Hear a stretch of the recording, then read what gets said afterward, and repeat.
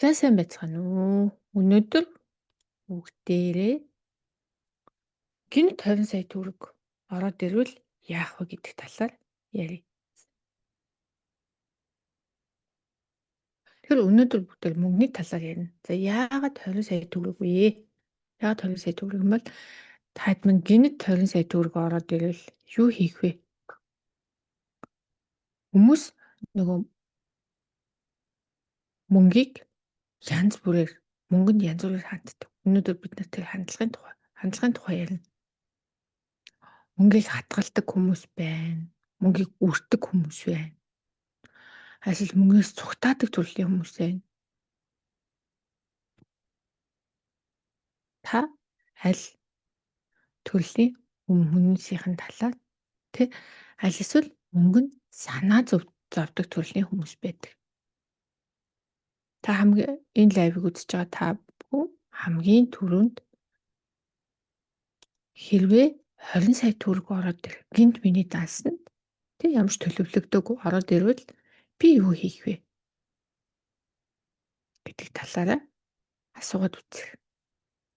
Тэгвэл чинь таны толгойд хамгийн түрүүнд бүх авах юмнуудыг чинь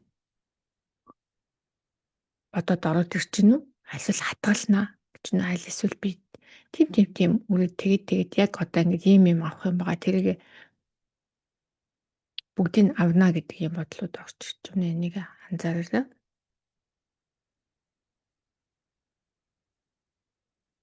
Аль мөнгөдөж мөнгөгүй ч амьдран дөө аль эсвэл ер нь ирээдүйдээ зориулаад хадгалчээ гэдэг янз бүрийн хариултууд орж ирэх баг тий. Тэгэхээр яагаад өнөөдөр энийг ярьж байна вэ гэхээр ер нь мөнгө гэдэг юм бидний амьдралд аягүй чухал байгаад байдаг. Мөнгөгүй болохоор бас амьдрч болохгүй байгаад байдаг. Тэгвэл мөнгөний талаарх бидний одоо даалт ухамсарт толгойд суудсан итгэл үнэмшил бидний амьдралын мөнгөтэй харилцаа хэр их мөнгөтэй байхыг шийддэг гэвэл та итгэх үү? За энэ талаар сүүлийн 3-4 жил судалсан зүйлүүдээсээ та өнөөдөр таадтай бас үгүй гэж бодлоо. Би яг ингэж толгойн дотроо сүүлийн хэдэн жил сурсан мэдсэн юмнуудаасаа ер нь хүнд үгүй. Тэгэхгүй бол дараагийн юм сураад өмнөх юмнууд нь магтагдаад явчихд юм байна. Тэгэхээр санаж байгаа дээрээ толгойн дотор байгаа бүх юмнуудаа хүмүүс гохиослоод өгчий. Тэгж гой шин зай гаргая. Тэгээд тэр гаргасан шин зайн дээрээ илүү их юм сурыг гэдэг юм шийдвэр гаргаад тэгээд эхнээс нь мөнгнөөс эхэлье. Яг тэгэхээр мөнгө бол хүн болгоны одоо чухал сэдв. Миний ч гэсэн хувьд чухал бас дуртай сэдв. Миний хувьд бол аягүй дуртай сэдв. Яавал өгөөмөр мөртлөө баян дандаа мөнгө нь ороод ирж идэг. Мөнгөнд юусоо санаа зовдгоо. Тийм аз жаргалтай хайр дүрэн амьдрах вэ гэж би боддог хгүй. Тэгээд мөнгө гэдэг юмыг юу н судлаад зээд юу н баян хүмүүс ямар байдгийг гэхээр миний хамгийн ойлгож авсан зүйл бол баян хүмүүс гэхээр хэзээч мөнгөний боол нь байдаг. Мөнгнөөс хараатай бас байдгүй юм билээ. Тэгэхээр бид нар ядуу хүмүүсийн сэтгэлгээ гэхээр нөгөө мөнгнөөс айгүй хараатай мөнгийг өөрөөсөө дээр тавьсан байдаг. Өөрөөх өмнө цэннээс дээр тавьсан байдаг. Мөнгө л айгүй чухал. Би бол юу ч биш. Бараг гэдэг маягаар ингээд тавьсан байдаг. Тэгвэл баян хүмүүс яадаг вэ гэхээр мөнгө бол миний доор би мөнгийг олдог, би мөнгийг захиран зарцуулдаг гэдэг ийм үзэлтэй байдаг.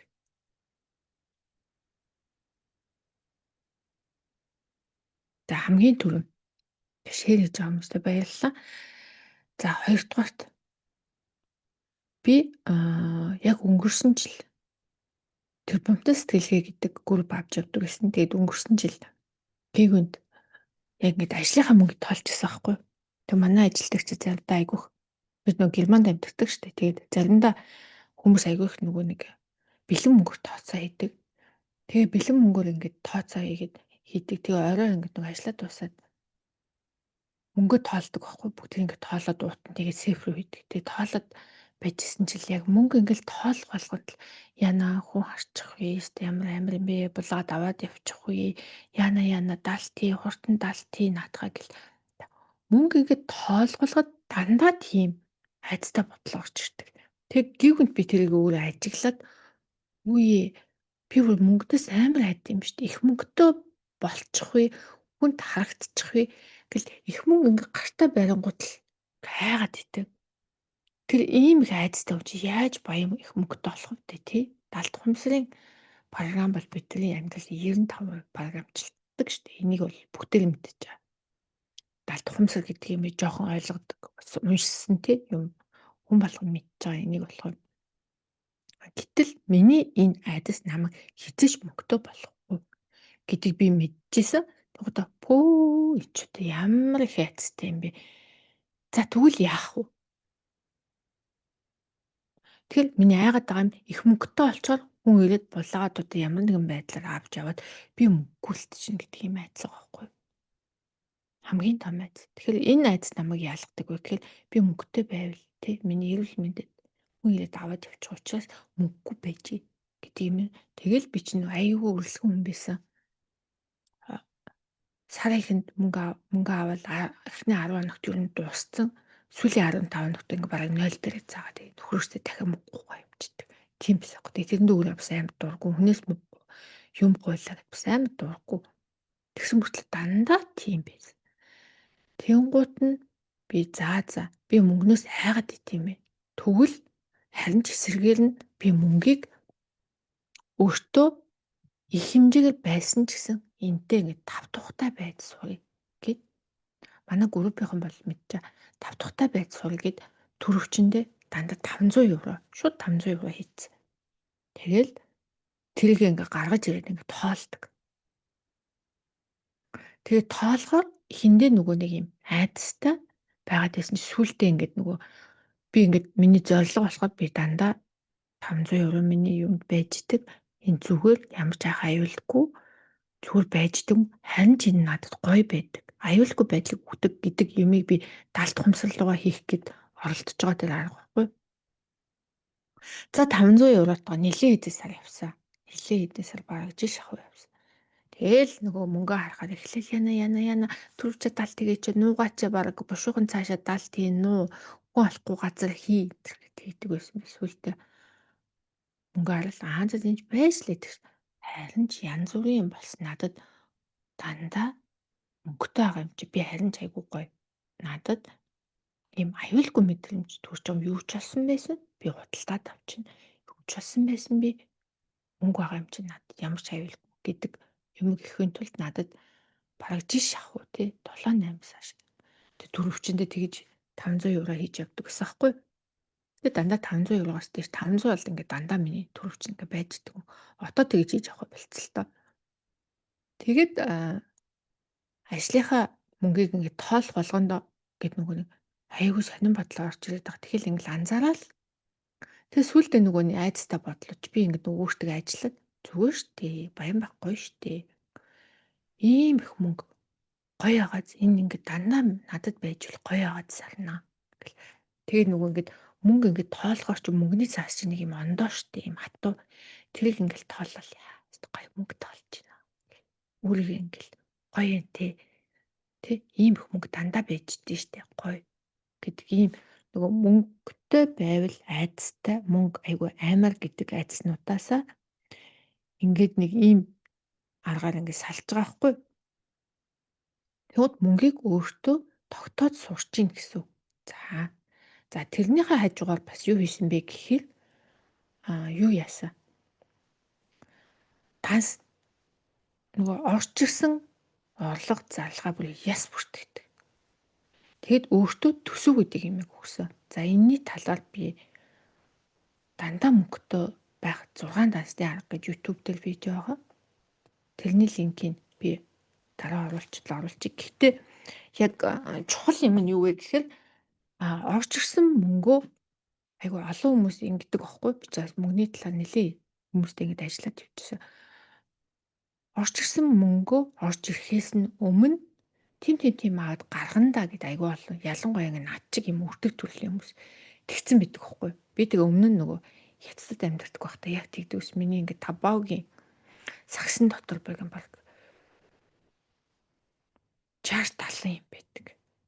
Тэгэл сарын их нь мөнгө орж ирлээ нөгөөдүүлээс ингээд харж байгаа л аваад тэгжиж ингээд нэг юм сонин санаа мөнгөө ингээд үрчиж санаа амардаг. Тэгэхээр миний далд хумсарт байгаа нөгөө түрүүний ярьсан програм тэр би энийг мэдтгүү байсан байхгүй. Тэгээ тийм учраас та эдийг мэдчихэрэй гэж яриад өөртөө гуйчих шаавд. Далд хумсын програм дээр байсан юм намайг мөнгө их байл аймаар гэдэг програм надыг очсон мөнгөийг бүр 0 болтол ингэж өрүүлдэг. Тэгэл үрчгээр ингээл нэг гоё юм хийцсэн юм шиг ингээл байж идэг. Тэгэхээр яг хүмүүс ингээд нөгөө цалингаа авахаасаа өмнө энэ цалингаасаа тийм ингээд үжээ ингээд нөгөө оюун бодлороо мөнгөө дуусгачдаг байхгүй. Тэгэл орж ирсэн мөнгөө бүгдийг тусдлан гаргачаал тэгэл дараагийн нөгөө сарынхаа 2 дахь 15 хоног тэр ингээ яваад байт. Мөнгийг нөгөө энерги гэж ярьдаг штэ. Тэгтэл мөнгө энерги нь зөв байхгүй юу?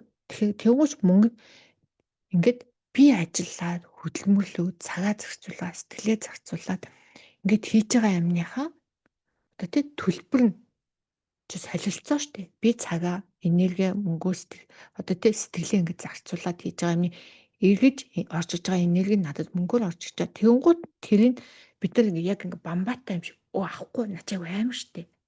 Айгүй амар авахгүй юу? Гингуудаа орж ирэхээс өмнө нэг үрээд дуусгаад тий нөгөө архийг дайралтсан газар нь ууж устгах гэдэгтэй бараг адилхан болчихж байгаа байхгүй. Тэгэхээр яах юм? Мөнгө бид нэр тогтох юм уу? Тогтохгүй шүү дээ. Энэ энерги бид нар өөрсдөө хүлээж аваад ингээд өсгөөд үржүүлээд чи наашраа чи энэ ч байж энэ айгу гоё шүү дээ. Энэ ч байвал надад айгу гоё яана гэдэг ийм урьсан, хайрлсан одоо энэ ингээ гоё бүүцэлсэн тий ийм энерги байхгүй ачим муугаа цаашаа гэдэг ийм энерги хандаад байгаа юм шиг болчихж байгаа байхгүй. А гэтэл бидний амьдралд тэр мөнгө чи хэрэгтэй байгаа гэдэг. Тэг хэрэгтэй мөртлөө очихын түлхээд тэгсэн мөртлөө яна надад байхгүй.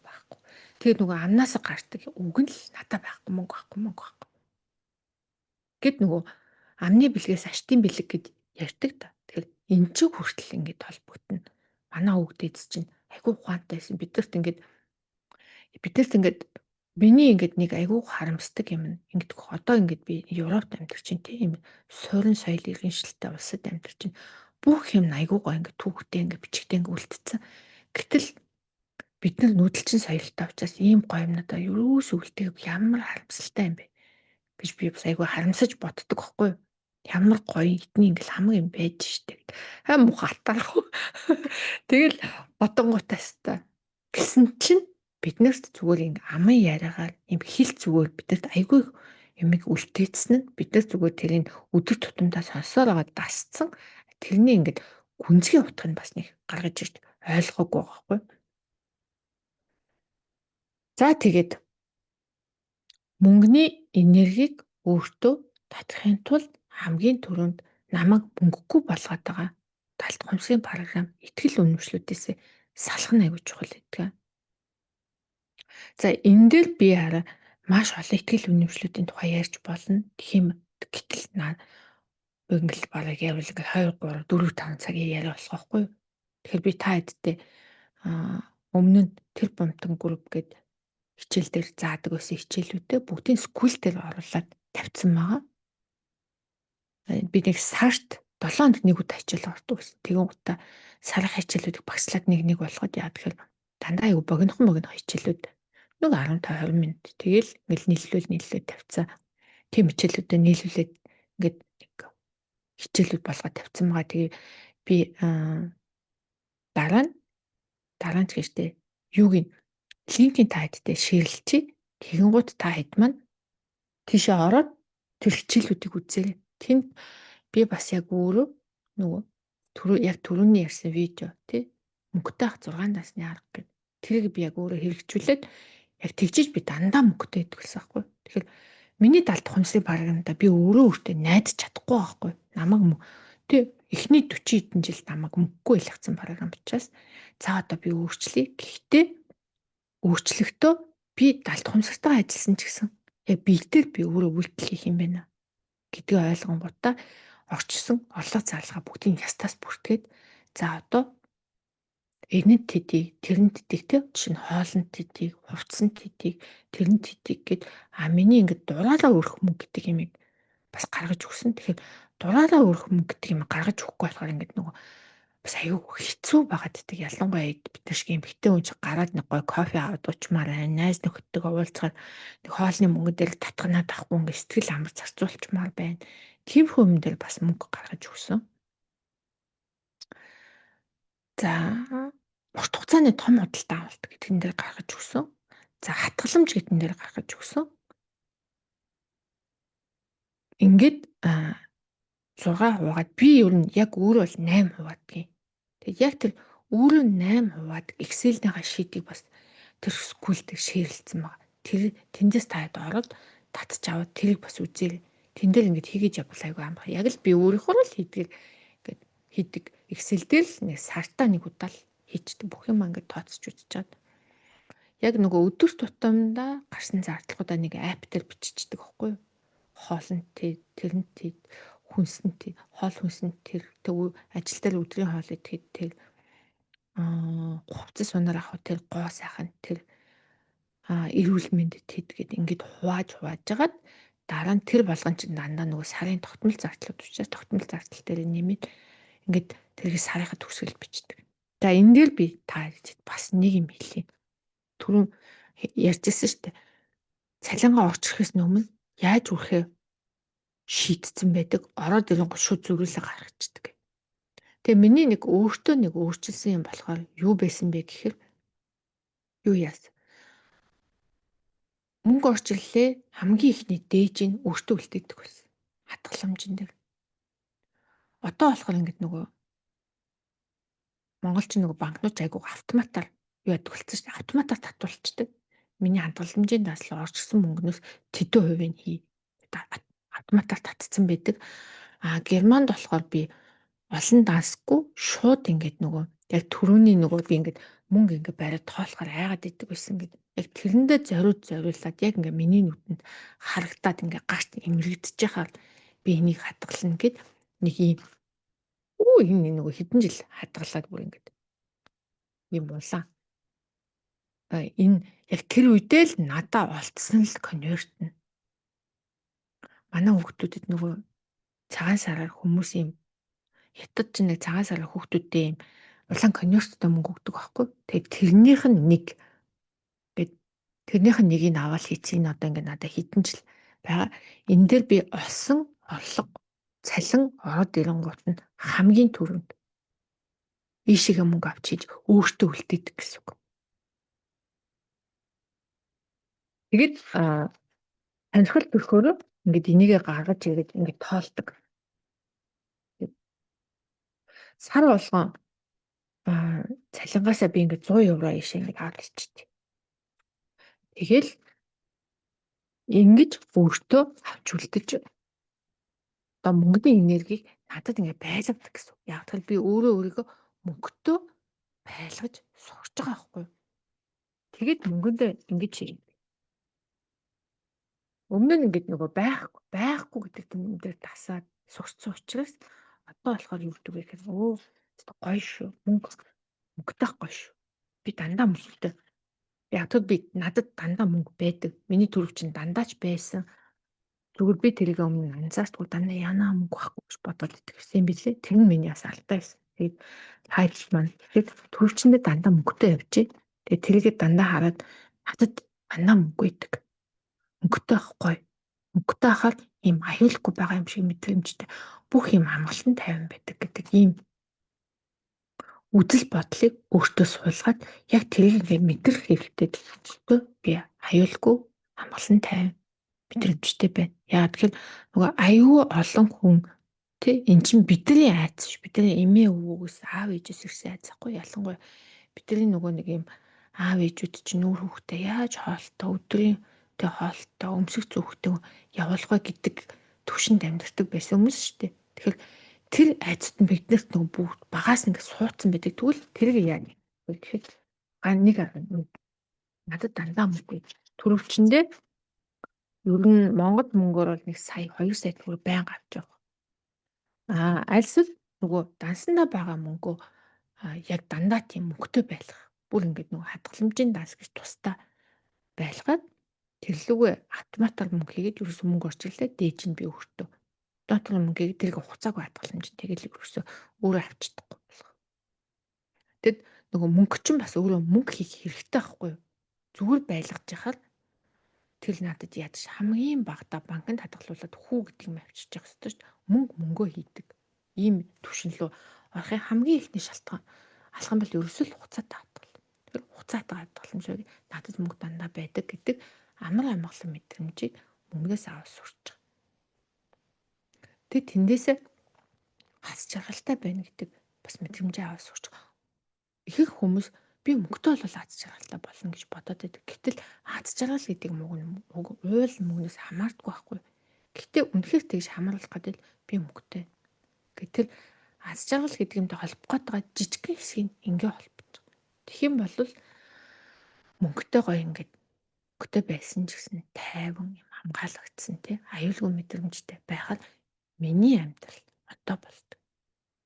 Яг тэгэхээр би айдсан нэрээ сэтгэл хөдлөлтөөр айгүйх тийм шийдвэр гаргаад идэхгүй. Ялангуяа мөнгөтэй холбоотой шийдвэр хизээ сэтгэл хөдлөлөөр гаргахгүй. Тэгвэл ёстой мөнгөгүй болохын л цаандаа.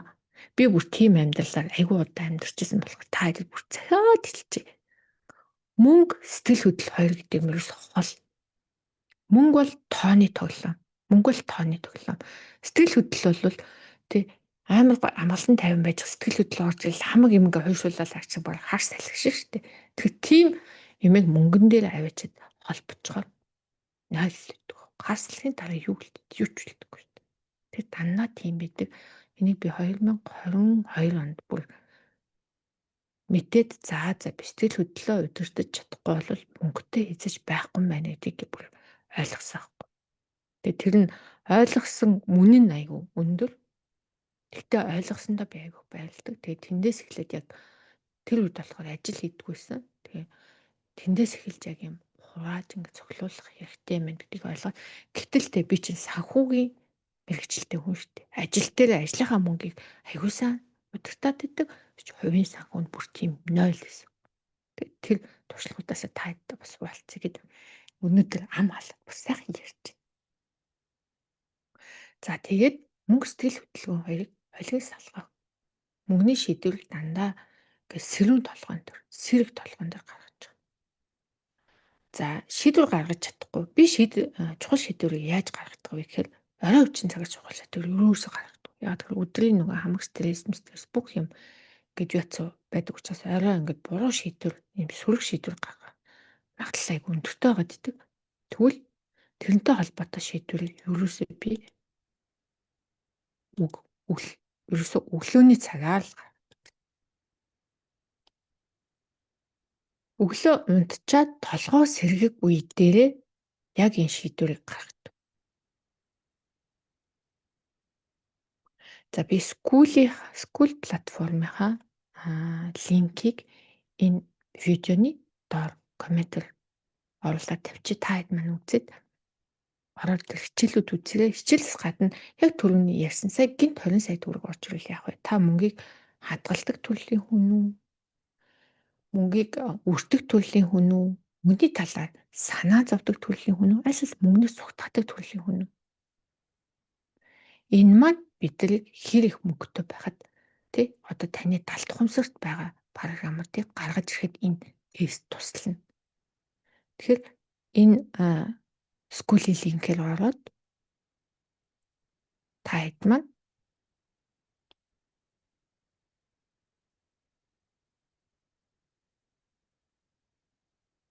тэр тестийг бөглөөд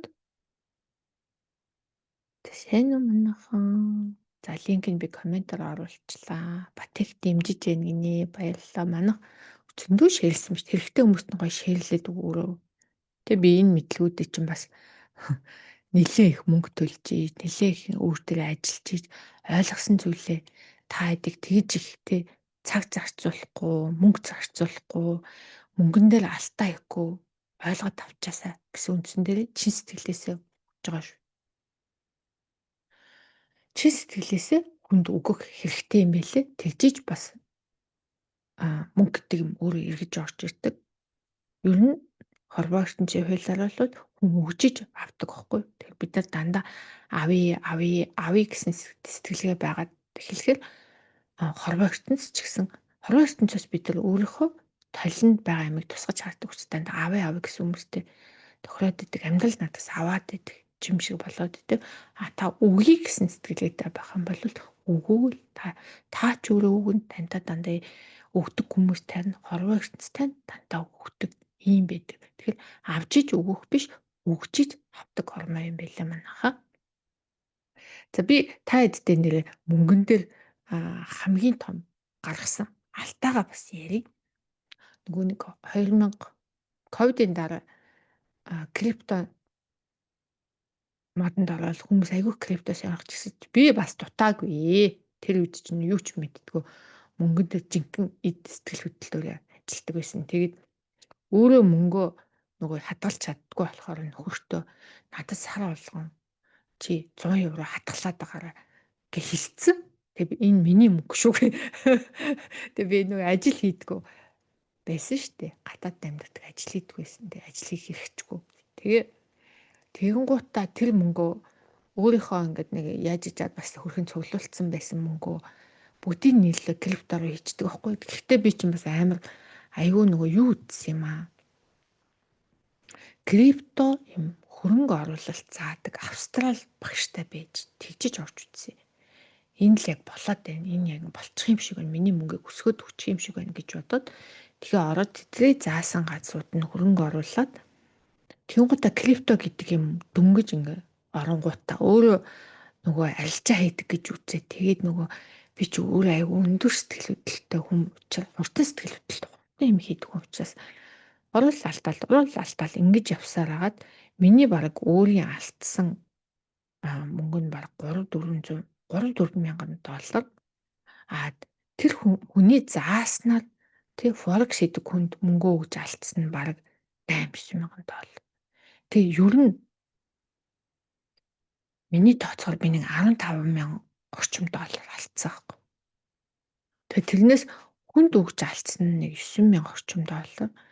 За өөрөө алдсан тэгвэл 3-4 мянгаас илүү бол явчлаа. Зөвхөн нөгөө тэр үед нөгөө нэг coin байж байгаа би тэрийг арилжаа хийгээд хийж ингээд нэлээ ихийг авцсан байсан чинь нөгөө чинь тампуураад нэг өдөр пак гэд бүгд унаад тэгээд би бүр яг 2800 доллар хийсэн чинь тэр нь 0 болохыг би харсан.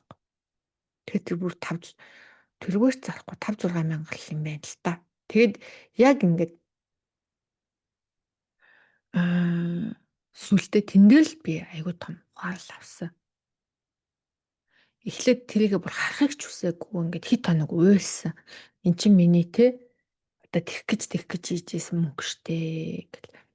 Тэгэл уйлал шал дургу үрээл тэгснэ за яадгийн нэг 3 үнэтэй цүнхэ авцсан л гэ ботчихъя өөрийгөө хуурах гэж үзэж байна.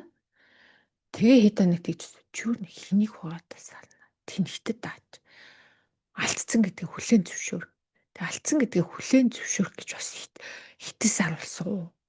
Тэгтээ ботхоор л дургу хүрээл хэвээр тэр нэг юмнаас боллоо энэ нэг юмнаас боллоо гэл баахан өмрө бурууч ихэл баахан ууртай явж байгаа л тэгэл нэг өдөр шалтаа бугал заа алдсан нь үний юм байна. Надад ийм мөнгө байсан одоо байхгүй болсон үний юм байна. Тэгсэн. Тэгээд тэндээс тэгээд нөхөртөө хэлээгүй. Нөхрөөсөө нөгөө мөнгө авъя гэсээр бүгдийн даслагаа шилжүүлж аваад тэгээд нөгөө бүгдийн нөгөө крипто руу хийлгэцэн. Крипто биржлүүлэгч манай нөхөр болохоор тэр мэр юус мэддэг. Тэгээ байжсэн нөхөртөө хэлдэг байхгүй. Нөхөртөө хэлээд тэгэл нөхөртөө хэлэхээс өмнө 3 хоног уйлсан л та. За ийм хүмүүнг алдчихсан. Тэнийг юм ачи. Тэгээ хэлээд би ингээд алдсан. Одоо надад форекс дээр $10 энэ дээр тэт байгаа. Би энэ форекс дээр байгаа тэдэнд болоо шууд гаргаад авчихгүй. Яах вэ? Гол нь хэлсэн ч юу нөхөрсөө л шийдвэр гаргуулах гэж. Өөрөө шийдвэр нөгөө хамаг мөнгөө эмоцтой сэтгэл хөдлөлтөө халиад байц учраас зөв шийдвэр гарахгүй миний энэ толгоогоор зөв шийдвэр гардгүй юм байна гэдгийг хүлээн зөвшөөрөөд тусламж хайж байгаа нь тэр ахгүй. Тэгэл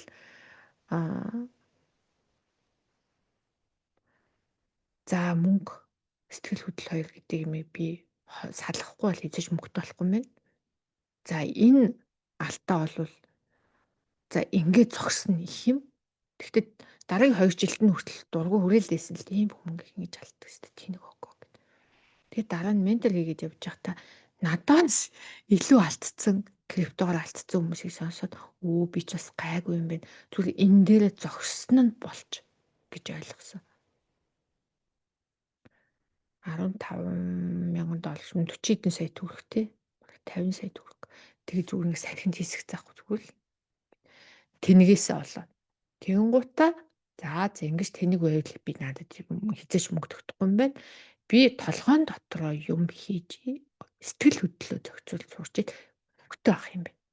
За тэгвэл тэрлүүгэл орё гэд толгоор айгүйх мөнгө хийж эхэллээ. Тэр нь дандаа айгүй үнэтэй сургалтууд те миний ордог сургалтууд одоо хамгийн хямдхан л 3 сая төгрөг нэ штэ. Тэгээ тийм юмнуудыг айгүйхээр аваад толгоор юм хийгээд тэднэрийнхээ үрдүүд одоо таны өмнө хамаг нөгөө мяарчсэн, алдчихсэн, тэнэгчжсэн юмнуудаа яриад суух хэмжээний хүн болцсон. Тэгэнгуутаа тэрийг харин танд бити ингээрээ энэ амар тэнэг байсан юу би гэд яриад сууж байгаа байхгүй. Тэгээд тэнэгтж яхаар миний ярьсан ярианаас итгэл ойлгоод авчих юм бол за ийм тэр санаагаас ойлгоод авчих. Энэ хүн тэгчихсэн гэлээ. Тэр нь аюу дэми юм байна лээ гэдэг юмыг ойлгоод авчаасаа гэд өнөөдөр та эдтэй энийг ярьж байгаа шүү дээ. Бацж бүрээдээ төрчлээ бас тэнэгтдэг байсан шүү. За ингээд өнөөдрийнхээ лайвыг дуусгая. Тэгээд скүүлээ би таадаг гаргаад харуулчих. Ийшээ ороод таад маань ороод үзчихээрэй. За ингээд скул рүү оронгууд ийм Сарна Кроиц гэж бичсэн. Энэ Сарна Кроиц гэдэг нэрээр бол намайг ханаас олж болно. За тэгэд энэ сургууль руу оронгууд дотор нь мөнгөний сэтгэлгээ манифест гэдэг ийм хичээл байгаа. За ийшээ ороод энэ бол үнэгүй хичээл байгаа. Та энийг үзээд гой сураад авчаарай гэж бодоод энийг би энэ 7 хоногт үнэгүй тавьчих. Тэгэхээр яг энэ 7 хоногт багтаад тий энэ 7 хоног өөртөө хасаа шүү. Энэ 7 дараагийн 7 хоногт орсон. Бүх хүмүүс энийг дандаа үнэгүй үзэж болно. За тэрнээс хойш би үнэтэй болох юм. Мөнгөний сонжоо гэдэг. За энэ мөнгөний сонжоог ингээд уншиж чагаад хариултуудаа тий энэ асуултыг харж чагаад хариултуудыг тэмдэглээд явчаарай. Тэгээ энэ дээр хариултууд байгаа. Ингээд тий нэг 9 дээр А-г сонгосон бол үрдэг, Б-г сонгосон бол хадгалагч, В-г сонгосон бол зайлсхийгч, 4-г нь санаа зовгч. За мөнгөний зан төлөв юу өгүүлдэг вэ гэд ингээд энэ түлхүүрүүд нь доор байгаа. Энийг үзээд та мөнгөний талаар ямар шуухан тий хүн гэдгийг мэдээд авчих. За тэгсний дараа мөнгөний талаар үрдэг байх нь ч зөв биш. Санаа зовдөг байх нь ч зөв биш. Мөнгнөөс зүхтаадаг тий нөгөө санаа зовхоос мөнгөс тавиад байгаа тест хол гэж мөнгө одоо муу юм. Мөнгө бол муу энерги гэд мөнгийг бүр ингэ үдсэн яддаг тийм хүмүүс байдаг штэ. Гэтэл тэр нь ч өөрөө бас тохиромжгүй буруу бол биш. Тэгвэл тохиромжгүй яагаад гэвэл бид нар мөнгөтэй л байж тий мөнгөөр бид нар тий аюулгүй байдал уул хүнс тий байр орон тийг худалдаж авдаг учраас энийг бас ингээд цугтаагаад авах нь бас өөрөө зохиомжгүй. Түр санаа зовоод авах нь бас өөрөө зохиомжгүй. Яа тэгэхээр санаа зовлоо гэд үйлдэлэхгүй л яах юм.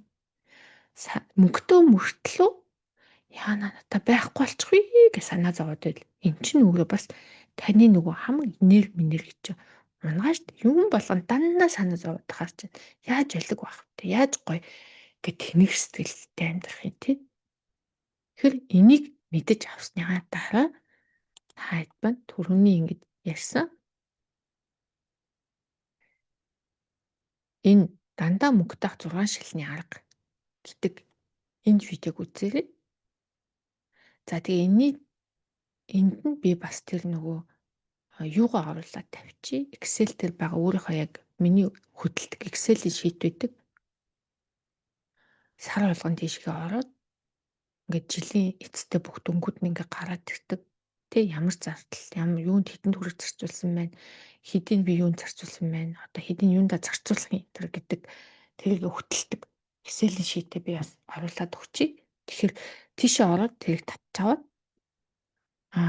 яг ингэж хийгээд үзээрэй. Тэгэх юм бол бид тэр одоо хувийн санхүү маань арай барьцтай болж ирдэг. Би өөрөө нөгөө санхүүгийн мэрэгчлэлтэй болоод ч тэр юм уу өөрийнхөө бүх юмыг ингээд тоогоор ингээ гаргаад тавьчихаар миний хувьд айгүй амархан болчдөг байхгүй юу? Одоо ингээд те миний ингээ 2021 оноос эхлээд миний сургалтанд янз бүрийн төрлийн сургалтанд ингээ зарцуулсан мөнгөний хэмжээ 90 сая гарсан. Тэгэхээр энэ их мөнгийг би толгоондоо хийжиж энэ зэргийн болсон гэсэн үг. Тэгэхээр энийг та хэд маань зүгээр ав. За энэ миний ингээд яг өдөр тутамдаа хэрэгэлдэг Excel sheet энийг би та хэдэд ингээ гаргаад хүчий ингээ эднэртээр нь ингээ тоо бичгээр доошоо ингээ автоматар ингээ бодогдоод явчихдаг. Энийг харахад надад юм айгүй ойлгомжтой байдаг. Одоо хүнд бэлэг өгсөн юм байна. Одоо энэ араа програм хангамжийн төлбөрүүд гээд одоо чинь би та хэдтэй ингээд зүүмээр уулзахдаа жилийн 438 мянга төгрөг төлсөн баг чинь дахиад нэг програм хангамж авах 600 мянга төгрөг ингээд юмнууд бас яваад идэг. Ингээд надад еврогийн төгрөгийн ингээд хоёр юм хөтэлдэг Excel sheet бас байдаг байх нэ. Энийг ингээд хийгээд авах юм бол санхүү маань арай зэгцтэй болчихно. Тэгээд дээрэс нь энэ хичээлүүдийг бас үзээрэй. Мөнгөтэй бол аз жаргалтай юу гэх би түрүү хальт дуртад өнгөрсөн хүмүүс нөгөө мөнгийг би мөнгөтэй болохоор аз жаргалтай болно гэж бодоод мөнгөтэй айгүй холбоотой. Тэр нь тэгвэл яг үний юм. За мөнгө модон дээр ургадгүй. Мөнгө модон дээр ургадгүй штэ гэж итгэдэг учраас ургадгүй байхгүй. Тэгэхээр итгэл үнэмшилтэй холбоотой. Энэ түрүүний ярьсантэй мөнгө бол хэр их мөнгөтэй амьдрах нь бидний даалт ухамсарын програмд шалтгаалдаг гэдэг тэгвэл энэ бас энэ дээр байгаа хүсэл мөрөөдөл зорилготой амьдрчид утаа байгаа төвшнээсээ ингээ дандаа ахиж явдаг.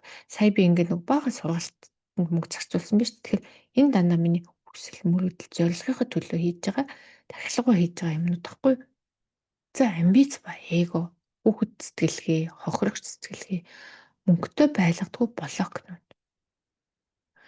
За яг түрүү ярьсантай би аим айцтай байсан учраас ерөөсөө мөнгөтэй байж чаддгүй байсан юм бэлээ гэд ураг жишээн дээр тавь. Тэгвэл энээс гадна зөндөө юм байдаг. Тэгвэл тэрний талаар энэ 6 дугаар хичээлээс аваад үзээрэй. 7 дахь манифестийн талаар ярьсан баг. Тэгэхээр эхэндээ энэ хичээлүүдийг хаад маань үзчих юм бол тэгжээд хэдүүлээ би скул дээрээ зарлал гаргацаад энэ хичээлээ үзсний дараа хэдүүлээ зүүмээр уулзаад энэний талаар нэг ярилцъя. Зүгээр нэг үзээд өнгөрөх өөр энийгээ ярилцаад би биентэй ингээд туршлагаа солилцоо тий би чинь бас нэг хоорондоо туршлагаа солилцоо надаас асуух юм байвал асуугаад ингээд бас уулзах юм бол тэр үзээд өнгөрсөн мэдлэг маань биднэрт ингээд сууж өгдөг. Нэг юм үзээд өнгөрөх 3 хоногийн дараа мартагдчихдаг байхгүй. Тэгээ тэрийг ингээд хүнтэй ярилцаад ялангуяа скулээс миний хичээлүүднээс үтсэн юм бусад хүн тайлбарлаад яриад үг. Тэгхийн бол энэ таны толгойд үлдэж мэдлэг болтож үлдэнэ. Тэгэхгүй энэ ингэт юм байна гэд тийм гэд ботход 3 хоногийн дараа энэ баг 80% алах болчихдог. Тэгэхээр хүмүүс тараагаад ийм байт юм бэл ингэсэн би ийм ойлгосон байхгүй чи намайг сонсчээ гэд найздаа тий болохгүй бол мессенжерийнхаа найздаг юм ийм байсан. Хоёулаа альсвал хамтдаа энийг үзээд бие биендээ ойлгосон зүйлээ ярьж үгүй. Гэх юм бол энэ маань танд илүү хүрэлтдэг. За ингээд өдний хүртэл намайг те анхааран сонссон та бүхэнд үнэхээр баярлалаа. Тэгэхэд өнөөд өдрийг оройг те хайртай хүмүүстэйгээ аз жаргал дүүрэн өнгөрөөгөөрэй. Баяртай.